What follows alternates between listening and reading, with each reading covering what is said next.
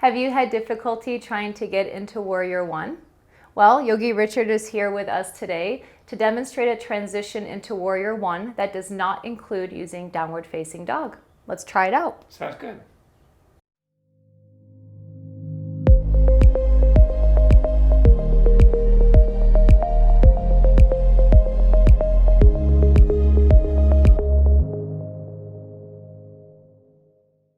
Start in tabletop pose. Come onto your hands and knees. We'll want the wrists underneath the shoulders, the fingers wide, the knees underneath the hips. And when you're in tabletop pose, you can either have the tops of the feet to the floor or the toes tucked under. Depends on what feels better for you. And also a blanket underneath the knees if you find that you need that extra cushion. From here, grabbing your blocks. And the blocks help to bring the floor just a little bit closer, gives a little more space for the upper body. And even when you have the blocks, you want to make sure that the wrists are relatively under the shoulders. And then you'll bring your right leg through between the hands. Good. The hands in alignment with the front ankle, the front foot, the front knees at 90 degrees, the front toes point forward, and then the back toes tuck under. Going towards lunge. With your inhale, lift the back knee off the floor, and then exhale out through the back heel. So you want to feel the lengthening through the back leg. The front knee stays bent and strong. Take a breath here.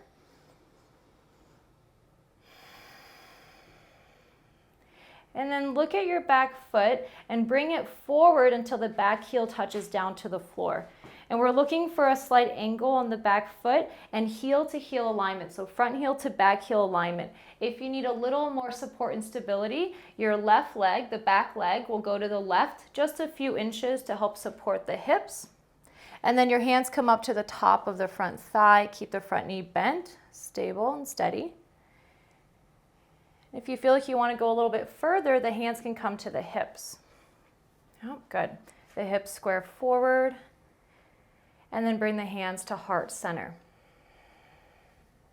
If you feel like you need to readjust the front leg, do so by inhaling and straightening the leg without locking the knee. And then when you exhale, bend into the front knee so it stops directly over its ankle, keeping the hips squared.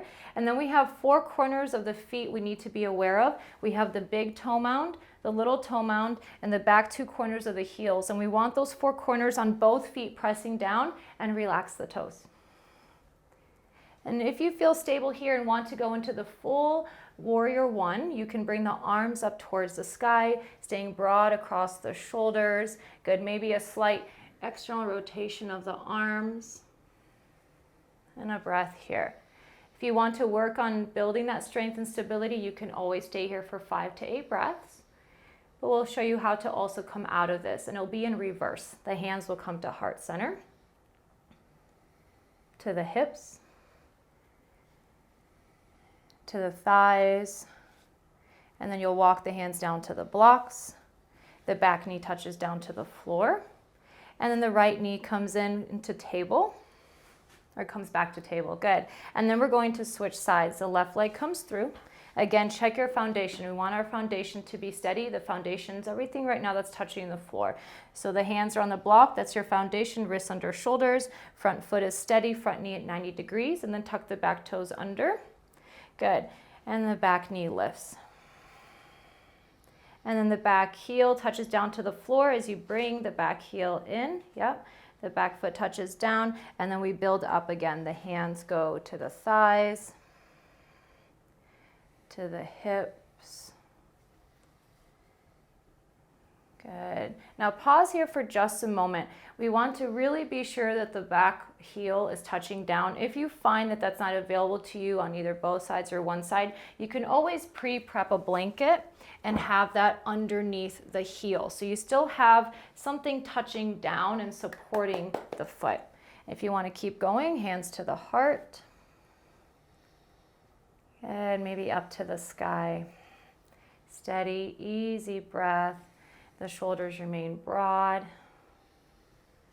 If you want to play with expanding on that stability and balance, maybe keeping the arms upright, straighten the front leg here without locking the knee, and rebend it.